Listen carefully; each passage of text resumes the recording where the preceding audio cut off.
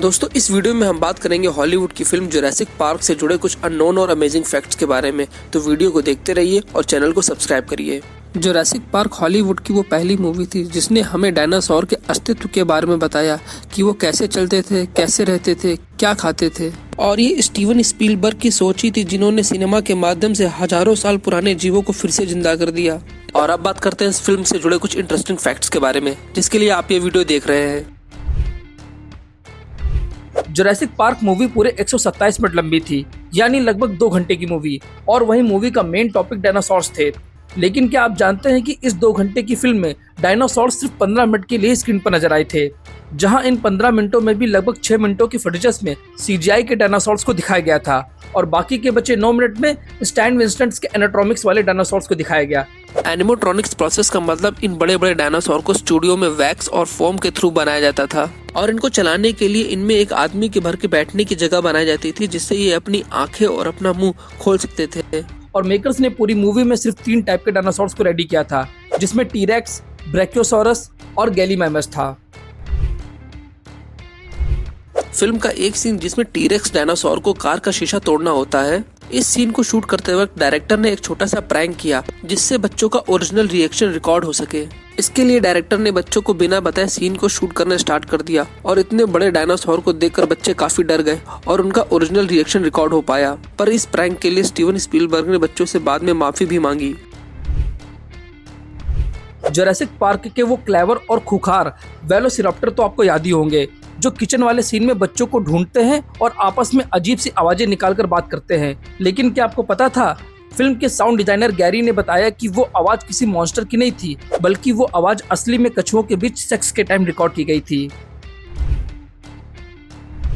बात की जाए मूवी की कास्टिंग की, तो डॉक्टर एलन ग्रांट के रोल के लिए सबसे पहले फेमस एक्टर हैरिसन फोर्ड को अप्रोच किया गया था, लेकिन उन्होंने अपने किसी पर्सनल रीजन की वजह से इसे मना कर दिया।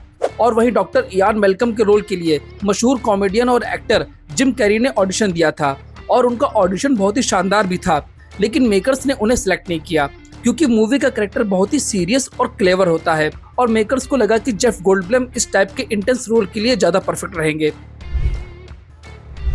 फिल्म का एक सीन जिसमें डायनासोर के चलने पर गिलास में रखा हुआ पानी अपने आप हिलने लगता है, इस सीन का आइडिया उनको एक कॉन्सर्ट में मिला था।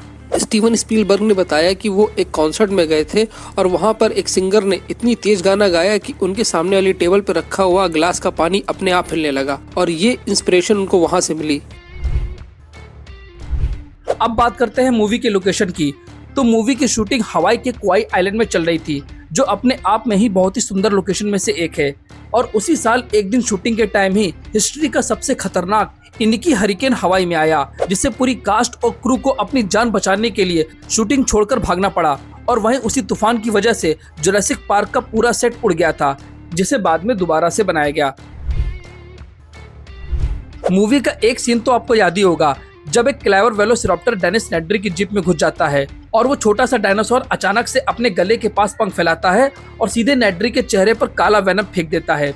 ये सीन देखने में जितना डरावना था, इसके पीछे का सच उतना ही हैरान करने वाला है। तो पहली बात यह है कि साइंस के मुताबिक उस डायनासोर के पास ना तो कोई पंख वाला गला था और ना ही वो जहर थूक सकता था। ये पूरी तरह से स्टीवन स्पीलबर्ग की इमेजिनेशन थी। लेकिन असली ट्विस्ट तो शूटिंग के टाइम आया, जब उस रोबोटिक डायनासोर ने एक्टर के चेहरे पर वो नकली वेनम थूका तो वो केमिकल सीधे उनकी आंखों के अंदर चला गया, जो इतना गाढ़ा और चिपचिपा था कि एक्टर को तुरंत दिखना ही बंद हो गया। आप लोगों ने कभी ध्यान दिया है कि जुरासिक पार्क के हर पोस्टर, हर टी शर्ट और यहाँ तक कि मूवी के अंदर दिखाई जाने वाली गाड़ियों में जो आइकॉनिक स्केलेटन वाला लोगो बना है, वो असल में किस डायनासोर का है?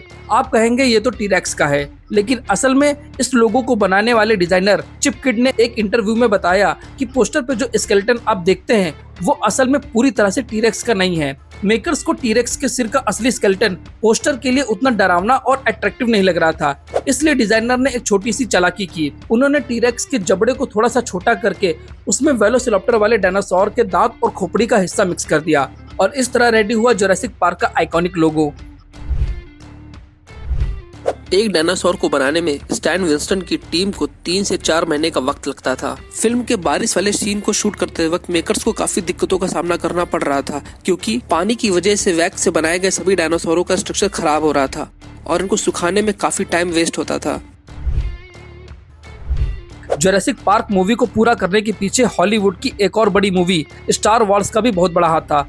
ये बात बहुत कम लोग जानते हैं कि जब जुरासिक पार्क की शूटिंग खत्म हुई तो डायरेक्टर स्टीवन स्पीलबर्ग को अपनी अगली फिल्म शैंडलर लिस्ट की शूटिंग के लिए तुरंत पोलैंड निकलना था और उनके पास जुरासिक पार्क के पोस्ट प्रोडक्शन यानी स्पेशल इफेक्ट, एडिटिंग और साउंड मिक्सिंग को देखने का बिल्कुल भी समय नहीं था। ऐसे में स्पीलबर्ग ने अपने खास दोस्त को फोन मिलाया जो स्टार वॉर्स के मेकर्स जॉर्ज लुकास थे। जॉर्ज लुकास ने कई हफ्तों तक दिन रात बैठकर जुरासिक पार्क के सारे डिजिटल इफेक्ट्स और डायनासोर के आवाजों के कामों को अपनी देखरेख में पूरा करवाया।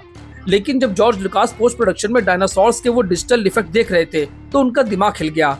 उन्हें समझ आ गया कि कंप्यूटर ग्राफिक्स अब उस लेवल तक पहुंच गया है जहां कुछ भी बनाया जा सकता है। और इसी जुरासिक पार्क के स्पेशल इफेक्ट को देखकर जॉर्ज लुकास इतने इम्प्रेस हुआ कि उन्होंने सालों से रुकी हुई अपनी मूवी स्टार वॉर्स प्रीक्वल पर दोबारा काम शुरू करने का फैसला कर लिया। इस फिल्म को रिलीज किया गया था 15 अप्रैल 1993 को और इंडिया में इसको रिलीज किया गया था एक साल बाद 15 अप्रैल 1994 को। और इस फिल्म को डायरेक्ट किया था स्टीवन स्पीलबर्ग ने, जिन्होंने आगे चलकर एडवेंचर ऑफ टिंटिन, इंडियाना जोन्स और BFG जैसी बड़ी फिल्मों को डायरेक्ट किया था।